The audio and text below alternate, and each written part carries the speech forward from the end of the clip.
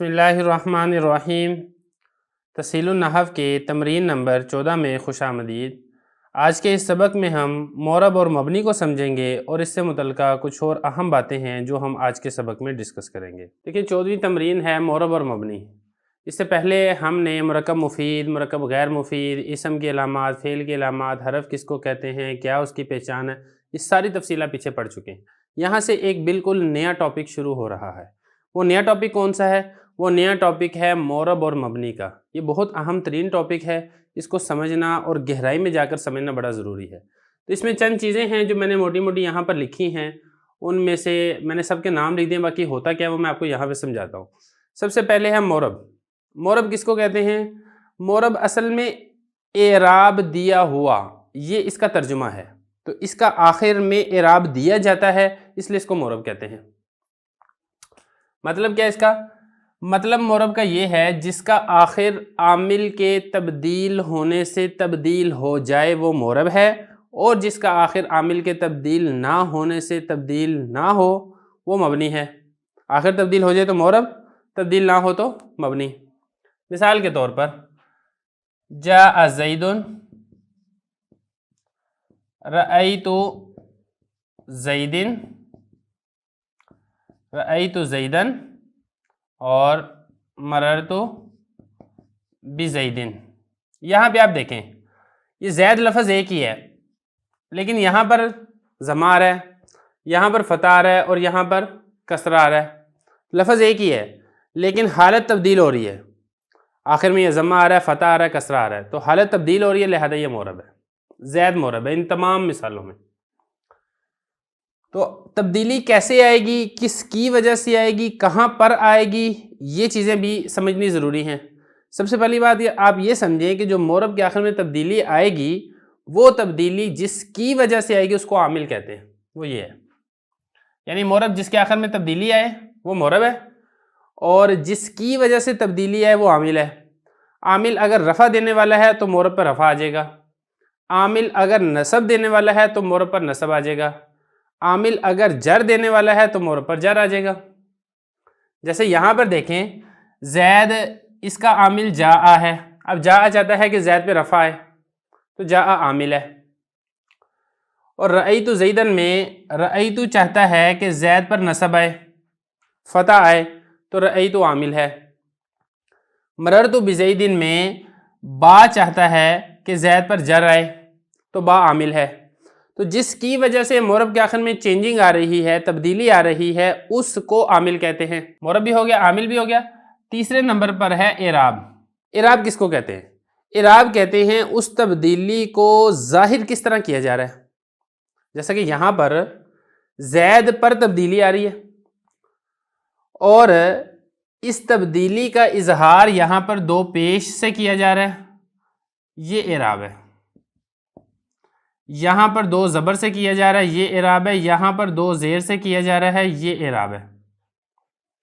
تو جو دو زبر، دو زیر، دو پیش ہیں، یہ اسی طرح بعض اوقات واؤ کے ساتھ تبدیلی ظاہر ہوتی ہے، بعض اوقات الف کے ساتھ، بعض اوقات یا کے ساتھ تبدیلی ظاہر ہوتی ہے، اور بعض اوقات لفظوں میں ظاہر نہیں ہوتی، بس ہم ویسے ہی سمجھ لیتے ہیں۔ تو جو تبدیلی ہوتی ہے اس تبدیلی کو اعراب کہتے ہیں۔ 3 ہو گیا۔ نمبر 4، چوتھے نمبر پر ہے محل اعراب۔ محل اعراب کا مطلب ہے کہ لفظ کا وہ کون سا حصہ ہے جہاں پر تبدیلی آتی ہے، تو وہ لفظ کا آخری حرف ہوتا ہے۔ جیسے اسی مثال میں آپ دیکھ لیں، جاء زید، رأیت زیدن، مررت بزیدن، تینوں صورتوں میں زید کے زا پر کوئی تبدیلی نہیں آ رہی، یا پر کوئی تبدیلی نہیں آ رہی۔ تینوں مثالوں میں زا پر زبر ہے اور یا ساکن ہے، لیکن دال پر تبدیلی آ رہی ہے۔ ایک صورت میں دو پیش آ گئے، دوسری صورت میں دو زبر آ گئے، تیسری صورت میں دو زیر آ گئے، تیسری صورت کے اندر۔ تو جو دال ہے اس دال کو ہم کہیں گے محل اعراب، یعنی لفظ کا وہ حصہ جہاں پر تبدیلی آ رہی ہے معرب میں، اس کو کہیں گے محل اعراب۔ تو یہ 3 چیزیں ہماری یہاں پر کلیئر ہوگی، عامل بھی، اعراب بھی، اور محل اعراب بھی۔ تو معرب کیا ہوتا ہے؟ معرب جس کا آخر عامل کے تبدیل ہونے سے تبدیل ہو جائے وہ معرب ہے، اور جس کی وجہ سے تبدیلی آ رہی ہے وہ عامل ہے، اور وہ تبدیلی کا اظہار جس طرح سے ہو رہا ہے وہ اعراب ہے، اور لفظ کے جس حصے پر تبدیلی آ رہی ہے اس کو کہتے ہیں محل اعراب۔ یہاں تک ہوگی معرب کی بات۔ اب آگے آپ نے یہ سمجھنا ہے، مبنی کو بھی سمجھ لیں تھوڑا سا۔ तो मबनी क्या होता है? मबनी मोरब के बिल्कुल उलट है। मबनी में ये होता है कि मबनी का आखिर आमिल के तब्दील होने से तब्दील नहीं होता, जो उसका आखिर है वो फिक्स रहता है, उसमें किसी किस्म की कोई तब्दीली नहीं आती। मिसाल के तौर पे हम इसको कर देते हैं इजरिब। अब ये देखें इजरिब है, इस इजरिब ने इजरिब ही रहना है, इसके शुरू में जो मर्जी आता रहे, जैसा मर्जी आमिल आ जाए, जो मर्जी तकाजा करते रहे, इसमें कोई तब्दीली नहीं होनी, तो ये मबनी है।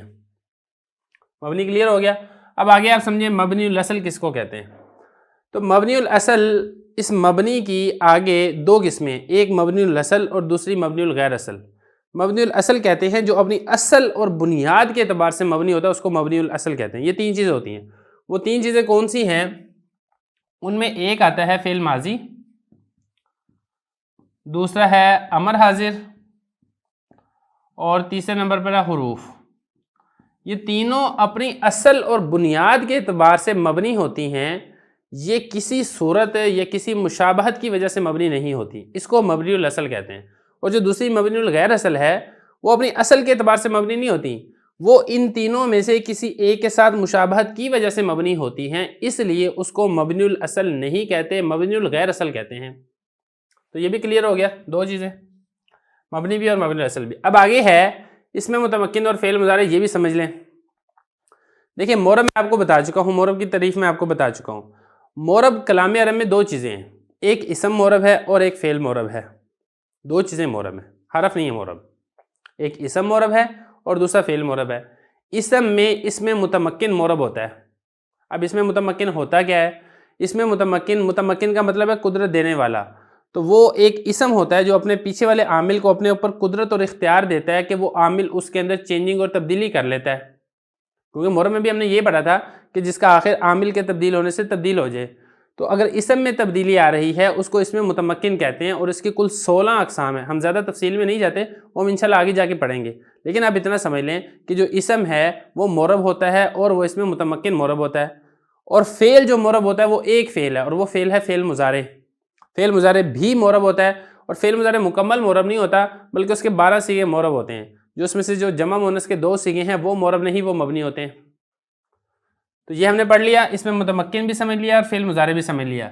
अब 9वीं और आखिरी बात जो हमने समझनी है वो इसमें गैर मुतमक्किन। इसमें गैर मुतमक्किन वो इसम जो मुतमक्किन ना हो। मुतमक्किन मैंने बता दिया ना आपको कि जो कुदरत देने वाला हो आमिल को।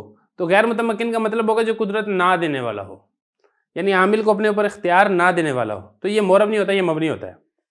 तो मबनी में मबनीउल असल तो ये तीन चीज़ें होगी। इसके अलावा मबनी फ़ेल में से फ़ेल मुज़ारे का मैंने आपको बता दिया, 2 सीगे ये मबनी होते हैं, और इसम में इसमें गैर मुतमक्किन ये मबनी होता है। इसके आगे 9 किस्में हैं, वो 9 किस्में भी इंशाल्लाह आगे चल के आप तफसील पढ़ लेंगे। अभी आप सिर्फ इतना समझ लें कि कलाम अरब 2 किस्म पर है, एक मोरब और एक मबनी। मोरब जिसका आखिर तब्दील हो जाए, मबनी जिसका आखिर तब्दील ना हो, और 2 चीज़ें मोरब हैं और 2 चीज़ें ही मबनी हैं। 2 चीज़ें मोरब कौन सी हैं? एक इसम में इसमें मुतमक्किन मोरब है, फ़ेल में फ़ेल मुज़ारे मोरब है, और मबनी में भी 2 चीज़ें हैं, एक है मबनीउल असल, वो 3 चीज़ें हैं, और दूसरी है मबनीउल गैर असल। मबनीउल गैर असल में इसमें गैर मुतमक्किन है जो कि ये मबनी है। अब अगले वीडियो के अंदर, अगले सबक के अंदर हम इंशाल्लाह इसकी तमरीन हल करेंगे।